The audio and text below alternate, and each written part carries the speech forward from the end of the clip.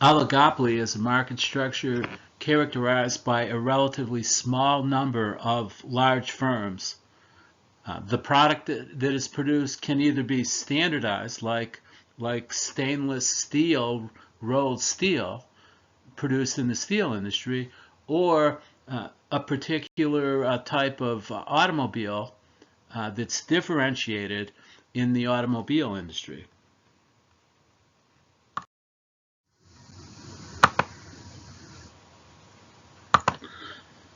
We can look at market structures as a continuum with perfect competition on one end of the continuum, a large number of firms, standardized product, individual firms don't have any pricing power.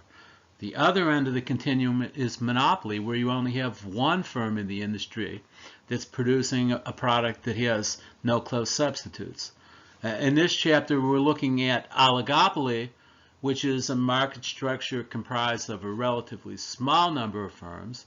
Each firm has a large market share, so they're big firms, and the product that is produced can either be standardized or differentiated.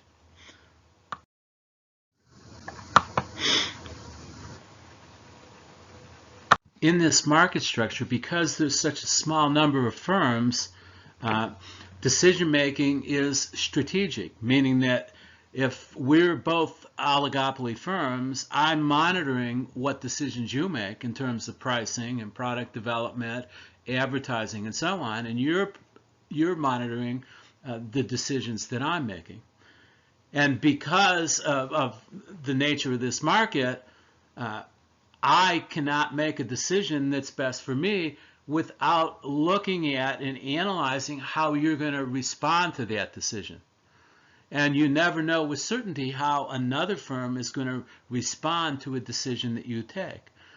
So in this sense, it's strategic decision making, and it's decision making under uncertainty, because we don't know with certainty if we make a pricing change how it's going to affect the demand for our product, because our demand depends on what actions our competitors are going to take.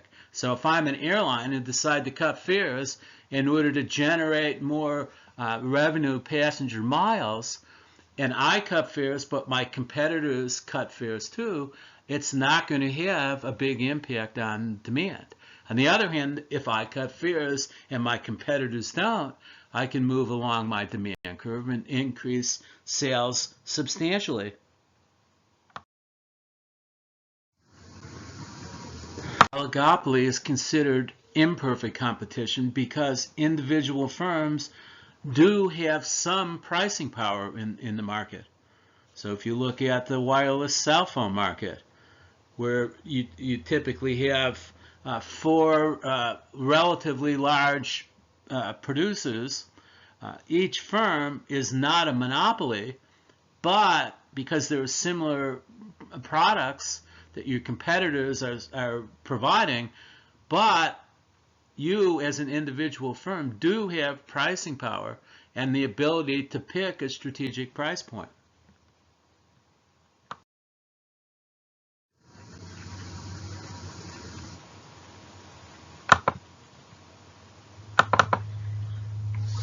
Economists use the Herfindahl-Hirschman index as a metric to measure market concentration.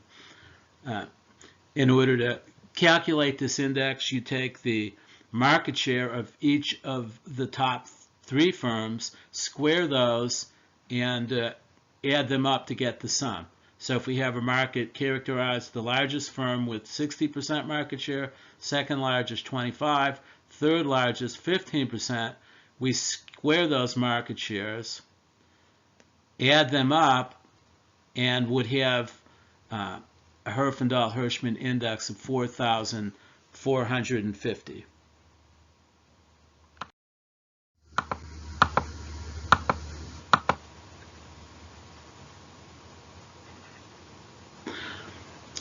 The Justice Department, in characterizing market structures, determines that an index of less than 1,000 constitutes a market that, loosely speaking, is strongly competitive.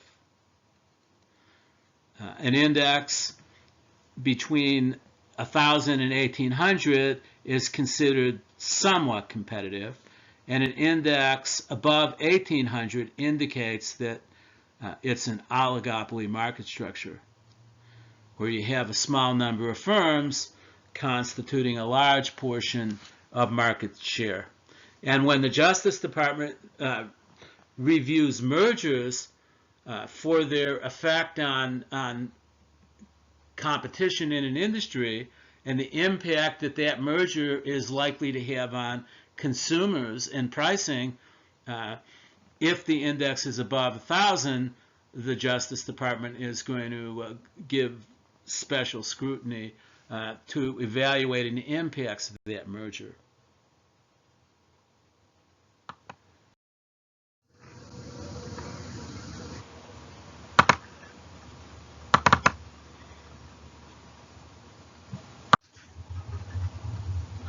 Now we have a market structure for search engines that is comprised of a total of 5 firms. If we take the market share of each of these 5 firms, square it,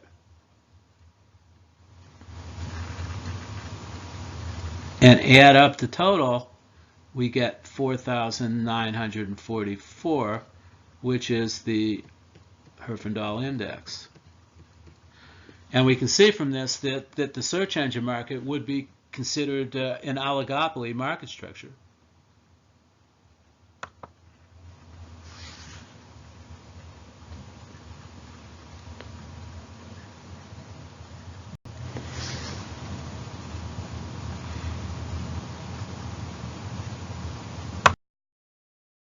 If we calculate the Herfindahl index for a number of industries, we see for automobiles, the index is a little bit over 1,000. So here we take the market share of each of the automobile manufacturers, and they aren't all listed here. We would get an indication that it is an oligopoly, but there should be, loosely speaking, a decent amount of price competition. Compare that to the wireless cell phone market, where you only have 4 major players in the industry, and the index is almost 3,000. Now, when AT&T put in a merger bid to buy T-Mobile, you had the second and the third largest cell phone manufacturers proposing a merger, and this was a situation where if the Justice Department recalculated the index, assuming that these companies merged, it would have resulted in a huge increase in the Herfindahl index. And this was a merger that was contested by the Justice Department, and the merger did not go through, based on the Justice Department's objections that it would significantly reduce competition in the wireless cell phone market and result in prices that were not efficient from an economic perspective, and resulting in higher prices to consumers. Similarly, if you look at the aircraft industry, if there are only 2 firms in the industry, it results in a very high Herfindahl index. If this were a monopoly, the one firm would have 100% of the market structure. You square that, you would get a Herfindahl index of 10,000. So this gives you a metric that gives you some indication of how much competition there is going to be in this industry, loosely speaking.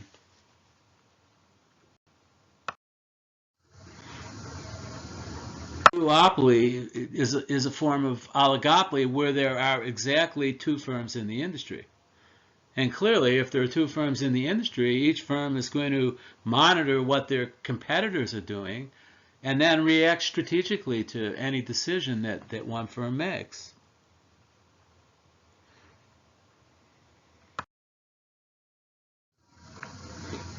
Hopefully you've watched Jim Cramer's video comparing an oligopoly market structure to the game of Monopoly, and when they were discussing the airline industry.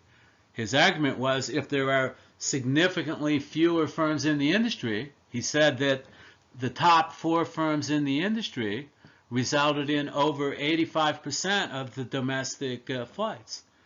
So when you have an industry that's that concentrated, how are the participants in that market, what is their conduct going to be? You know, are they going to tend to tacitly collude?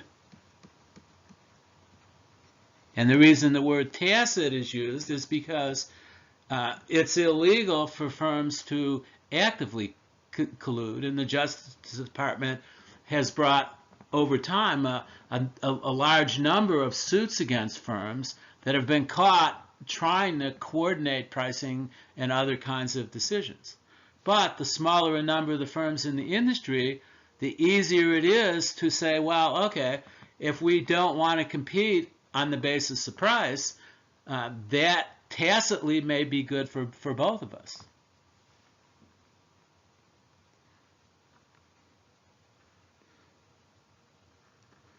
And that was Cramer's argument with the airline industries. Now that there are fewer firms, it's going to be easier to rein in capacity in the industry and to avoid those profit losing price wars that typically broke out in the airline industry when there were more firms competing for market share.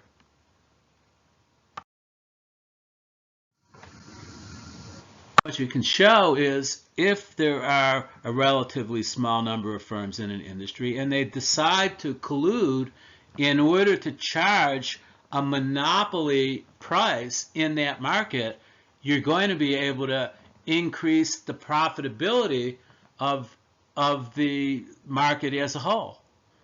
So in the old days, when OPEC countries had most of the excess oil capacity in the world, those OPEC producers band together through the use of collusive agreements and formed a cartel. And what the cartel did is assign production quotas to OPEC members, and they set those quotas in a way that were designed to promote a monopoly price for oil. So the price typically would be above the price that would exist if there were more competition in that industry, or if it were a more competitive market. It was quite successful over the years in maintaining that monopoly price for oil, and if the OPEC members were willing to keep their production within the production quotas, and each firm had an incentive to produce beyond that production quota to increase their own profits. So from time to time, OPEC production exceeded the production quotas, and price wars developed between Saudi Arabia, which was typically the swing producer, and other OPEC members. But for the most part, if they were able to stick to their agreements and restrict oil output, they were effective in maintaining a monopoly price. So in the 1990s, when I was a crude oil options trader on the New York Mercantile Exchange, oil prices were relatively stable except for the occasional OPEC price squabble involving maintaining production quotas. Okay, but then what happened in 2015? Oil prices were in the range of over $100 a barrel, and the OPEC target price was close to $100 a barrel. And then imagine that at the end of 2015, oil prices had dropped to $26 a barrel, What happened? A target price going from $100 to an actual oil price of $26. What caused that? Well, essentially what happened is with the shale technology coming into play, shale producers like mid-continent United States were expanding oil production by roughly 1 million barrels per day for each of the 8 years of the Obama administration. So the non-OPEC oil supply was increasing faster than the world demand for oil was increasing. So in that period of time, oil demand was increasing by, roughly 1 million to 1.5 million barrels per day, and all of that increase was taken up by U.S. oil producers.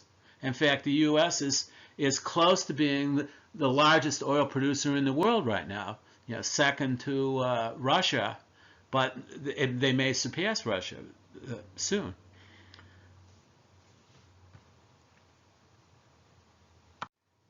And the straw that broke the camel's back at the end of 2014 into 2015 was the sanctions on Iran were lifted after the nuclear accord was signed, which increased Iranian exports of crude oil by something like 500,000 barrels per day.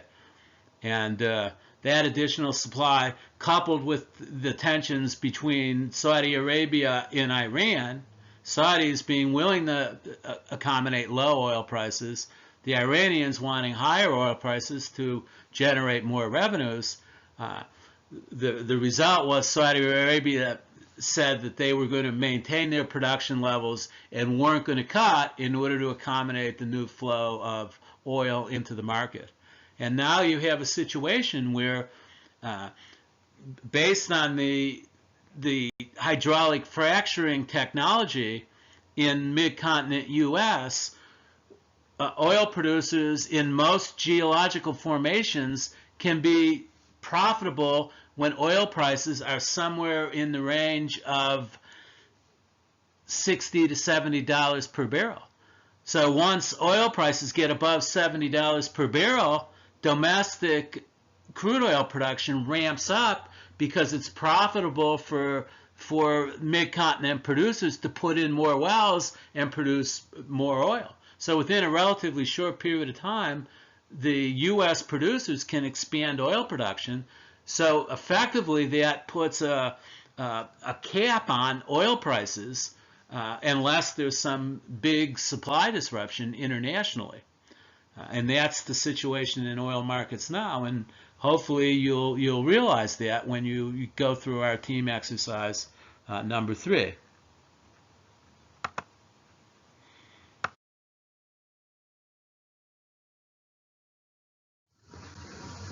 An oligopoly with a small number of producers, firms realize that if they cooperate and restrict output, they can charge a monopoly price, which is going to increase the profitability for the industry as a whole.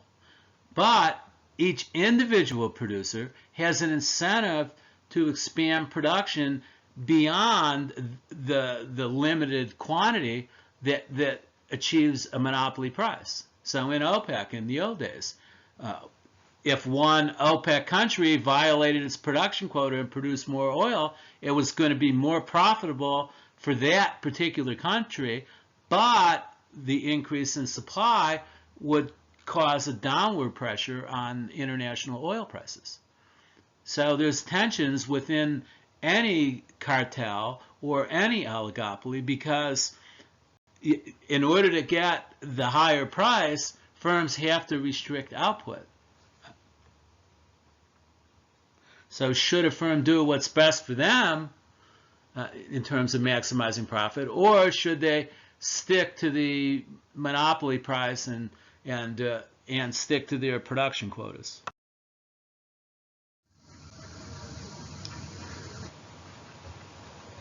So do oligopolies reach a competitive solution or a cooperative solution? Well, that depends, and we'll analyze that subsequently. way to study the behavior of firms in an oligopoly market structure is to apply game theory. And the movie A Beautiful Mind showed John Nash in Princeton, who was a mathematician who applied game theory in economics and won the Nobel Prize in economics for the contributions he made. And later on, we'll talk about a Nash equilibrium in game theory that was attributable.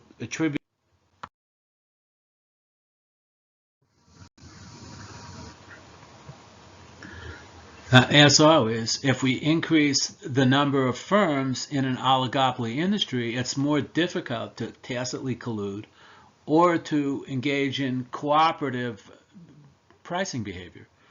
So as you add more firms to the industry, you can expect that there's going to be more price competition, and this is going to result in lower prices for consumers.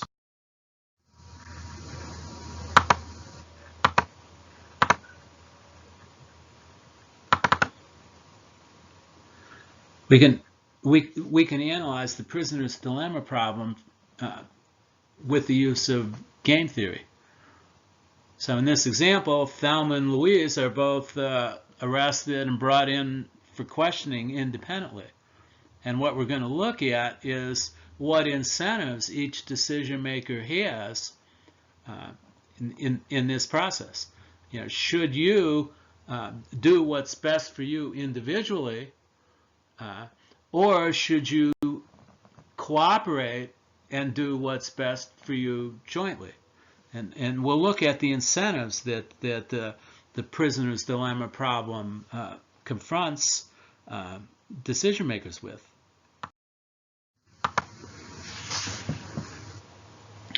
So in looking at this, we can look at it from the perspective of Thelma. If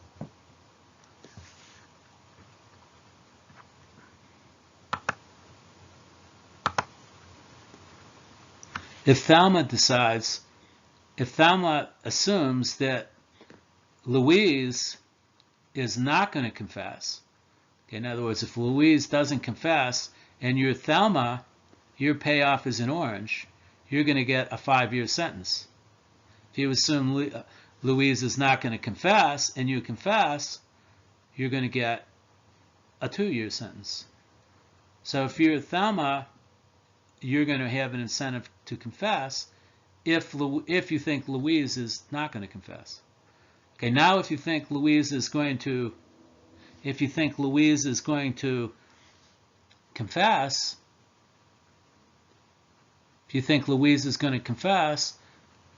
Thelma gets a 20-year sentence if she doesn't confess. But if she confesses, Thelma is only going to get a 15-year sentence. So from the perspective of Thelma, regardless of what you think Louise is going to do, you're going to have an incentive to confess. And that's what's known as a dominant strategy, because confessing is best for you, Thelma, regardless of what you think your other decision maker is going to choose. Okay, so now let's look at this from the perspective of Louise. Okay, here you are, Louise, your payoffs are in blue. If you assume that Thelma is not going to confess and you don't confess, you get a 5-year sentence. But if you confess, you're only going to get a 2-year sentence. Similarly, if you think Thelma is going to confess and you decide not to confess, you're going to get a 20-year sentence. But if you decide to confess, you're only going to get a 15-year sentence. So if you're Louise, regardless of what you think Thelma is going to do, it's going to be best for you individually to confess. And that's what we have here. We have a dominant strategy for Louise, which is to confess regardless of what she thinks Thelma is going to do. And for Thelma, her dominant strategy is to confess regardless of what she thinks Louise is going to do. So if there's a cooperative solution where decision makers do what's best for them individually, they're going to be in this box where they both confess. And this is what's known as a Nash equilibrium.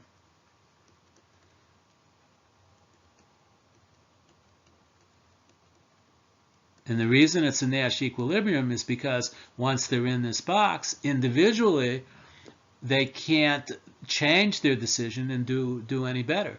So independently, if Louise decides she's not going to confess, she winds up getting 20 years. If Thelma decides she's not going to confess, she's going to get 20 years.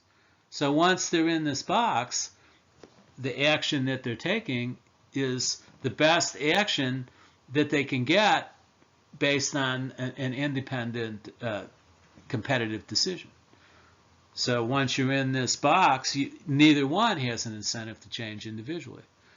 But if we look at whether there's a cooperative solution, okay, here, if both decide not to confess, Louise gets 5 years, Thelma gets 5 years.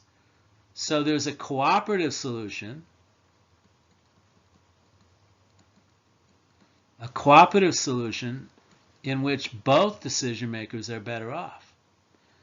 And that's why they call this a prisoner's dilemma type problem, is because the way the payoff matrix is set up, there's a cooperative solution that's better than the competitive solution in this problem. So any problem where the payoffs indicate a cooperative solution that leaves both decision makers better off, it's known as a prisoner's dilemma type decision problem. And as we said, Louise and Thelma both had a dominant strategy to confess because that was the best action for them individually, regardless of what they thought their other decision maker was going to do. There was a Nash equilibrium in this problem to both confess, is because both decision makers had a dominant strategy, and when they followed that, they're going to be in a box where neither one individually could change their decision and make themselves individually better off. So in these decision problems, it depends totally on the payoffs involved. Some decision problems, one decision maker has a dominant strategy, the other may not. In other decision problems, sometimes there's a cooperative solution that leaves both decision makers better off. Sometimes there's not. So being able to analyze a particular payoff matrix to see what incentives it provides the decision maker is the crux of this analysis. Okay, now if we apply game theory to the lysine decision problem from the textbook, you have a duopoly with a Japanese Ajinomoto producer and ADM producing lysine. These are the only two firms in the industry. So from a game theory perspective, if you're ADM, your payoffs are in orange. So if you assume that the Japanese firm is going to produce 30 million pounds, in other words, leave their production low, what's best for you? Well, if you leave your production low, you make 180 million in profits. But if you increase your production from 30 to 40 million pounds, your profits are going to go up. So if you think that the Japanese firm is going to maintain low production, your incentive is to expand production. Similarly, if you think that the Japanese firm is going to expand their production to 40 million, what's best for you? Well, if you keep your production low, you make 150. If you expand production, you're going to make 160 million in profits. So ADM has a dominant strategy. So regardless of what they think their competitor is going to do, they have an incentive to expand output. Okay, now we look at this decision problem from the perspective of the Japanese firm.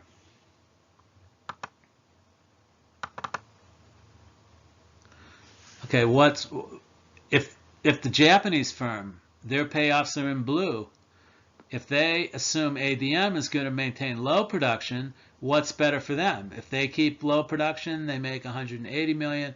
If they expand production, they're going to make 200 million.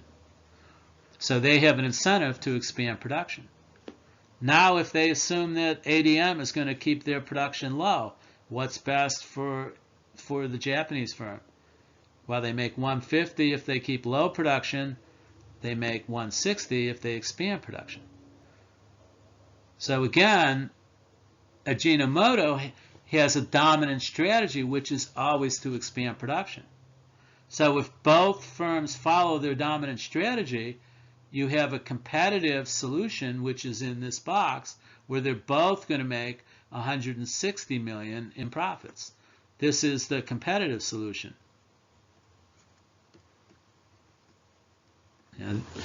Okay, now we see, well, is this a prisoner's dilemma type problem where there's a cooperative solution that leaves both firms better off? And yeah, there is.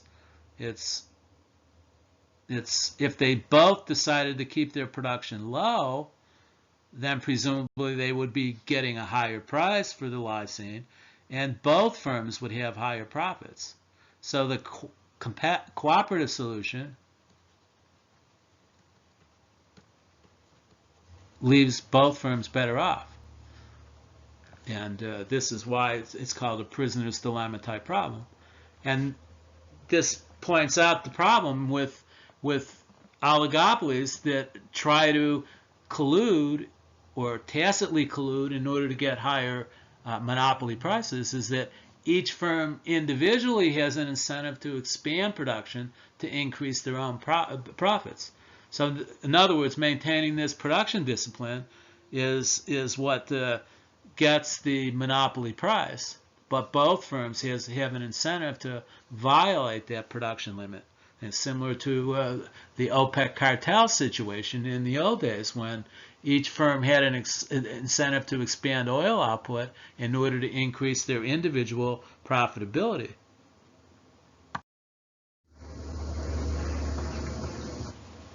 One way to encourage cooperation is for decision makers to use a tit-for-tat strategy when playing these cooperative games. So if you started out playing cooperatively and then one of the other firms violated the cooperative agreement, what are you going to do? Are you going to continue to play cooperatively, or are you going to adopt a tit-for-tat strategy? Meaning that in OPEC, for example, Saudi Arabia typically played by the rules and stuck to their production quotas. But if other firms violate their production quotas, is Saudi Arabia going to continue to stick with their quota, or are they going to use a tit-for-tat strategy? If you produce more, we're going to produce more. And consequently, some of the OPEC pricing wars from time to time were caused just by this type of an effect. Is the Saudis expanded production in order to keep the other cartel members from violating production quotas. Similarly in trade disputes, the cooperative solution is for both countries to have free trade. But if one individual country imposes tariffs on another country, that, at least in the short run, is going to be better for them. So what does the country do that doesn't have high tariffs? Well, they can decide whether they're going to impose high tariffs themselves or whether they're going to stick with the cooperative solution. And typically, in order to promote future cooperation, decision makers adopt this tit-for-tat strategy. So it's best for both of us to keep tariffs low. But if you impose higher tariffs on me, then I am going to impose higher tariffs on you in order to get more cooperation somewhere down the line.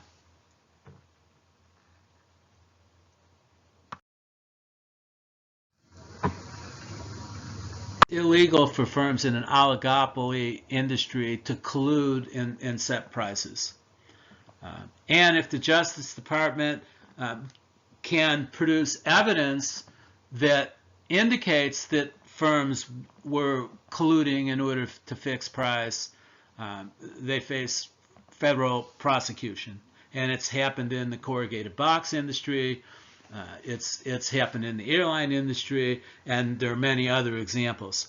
So tacit collusion may be difficult to detect and not a violation of law, but price fixing is clearly illegal.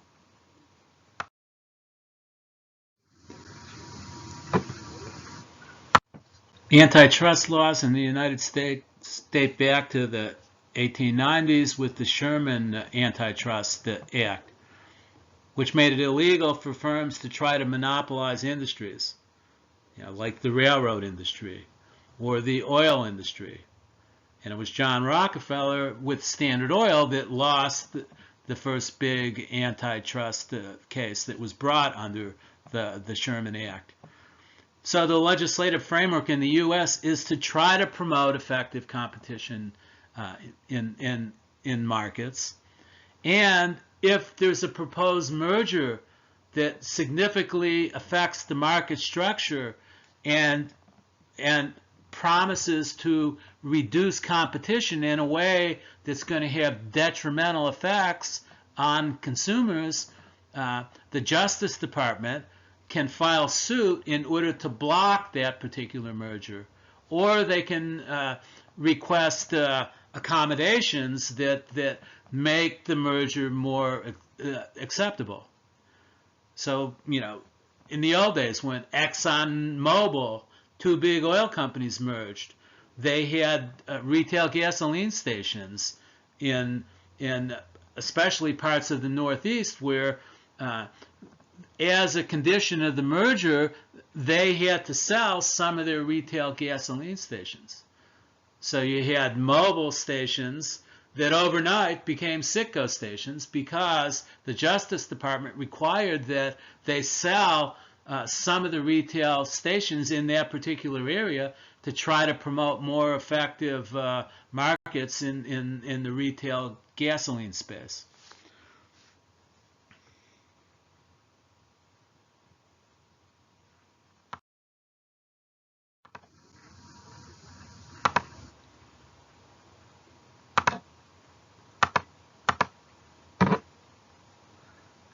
Even tacit collusion becomes less likely when there are more firms in the industry, less concentration. To coordinate the activities of more firms is difficult, like the Kramer example with the airline industry. When products are differentiated more and pricing policies are not straightforward, it becomes more difficult to coordinate non-price competition and other actions. Similarly, if firms have differences in their cost structure or different interests, for example, if Amazon wants to be the dominant player in selling digital books or CDs or some other market, they may be willing to go in there and say, hey, I have a dominant cost structure. I want to establish a dominant position in this market, and I'm not going to be willing to charge a higher price in order to make it easier for other firms in the industry to keep their market share. So some firms, if they think they're in a dominant position, may want to compete actively in order to may be the dominant player and expand market share in a particular market.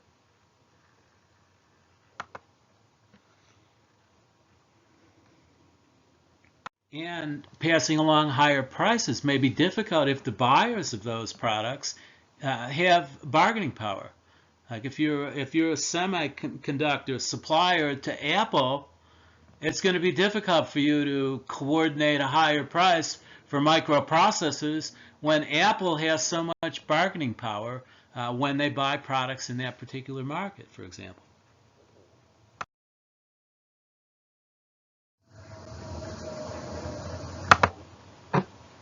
in oligopoly markets, it's common for firms to engage in non-price competition rather than waging an all-out price war where competition is mostly on the basis of price. If you take an example where you have 3 gasoline stations on the same intersection, what happens if one firm lowers the price of gasoline? Well, most likely your competitors are also going to lower their price in order to keep their sales volumes and market shares up. So firms realize that if price cuts are going to be matched by price cuts of their competitors, everyone is going to lose. So what happened with gasoline stations? They in the old days involved lots of non-price competition. You know, they gave away green dinosaurs or big green trucks or plaid stamps or green stamps, or they had the better service washing windshields and pumping gas. And the idea was to even though the retail gas was a standardized product, they wanted to differentiate their product based on these other non-price factors.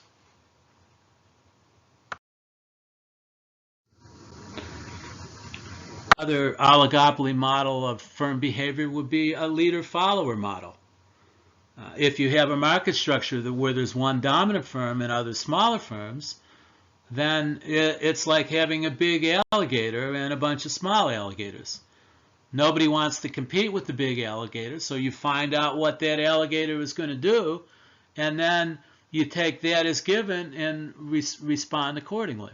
Like the Disney theme parks. If you looked at Disney as being a dominant firm, the other theme parks as being the followers, you can develop an oligopoly market structure based on a leader-follower model, and what that typically does is limits the amount of actual price competition.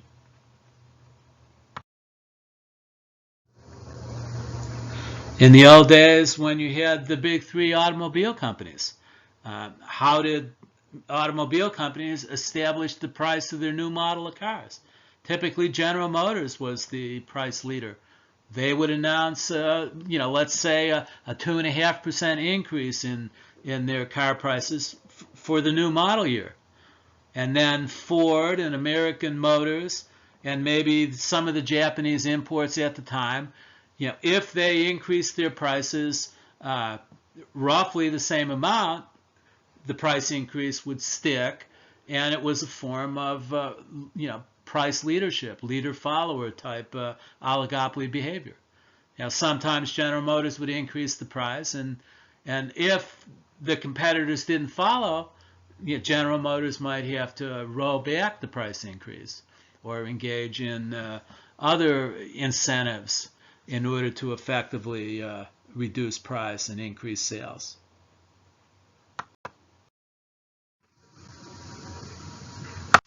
We can look at some of the factors that will influence the likelihood of a firm being willing to collude with other firms in an oligopoly industry.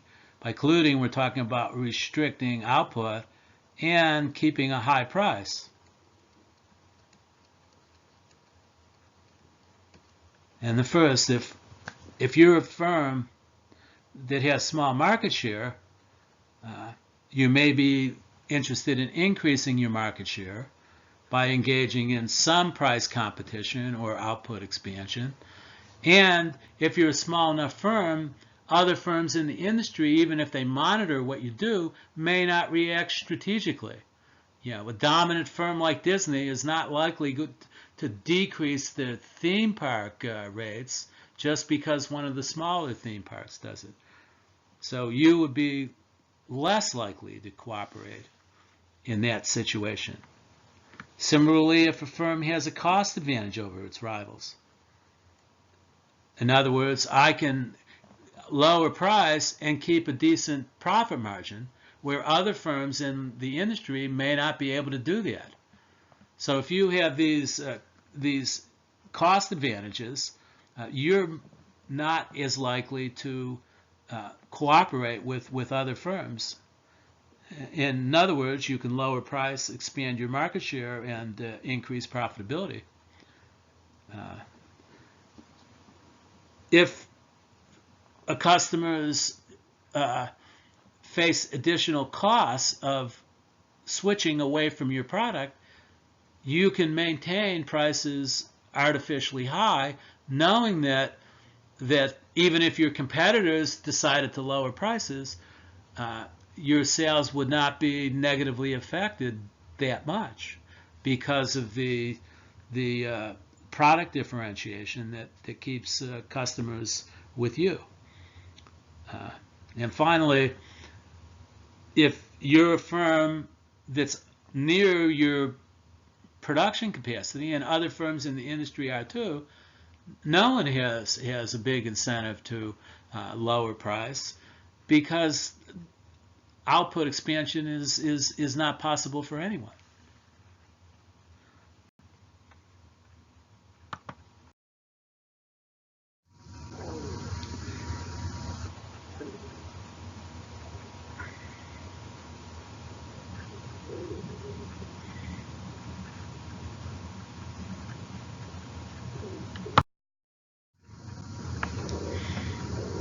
And in an industry like crude oil, if producers are able to limit production, they'll be able to maintain a monopoly price for oil, and this is going to increase the revenues for the industry as a whole.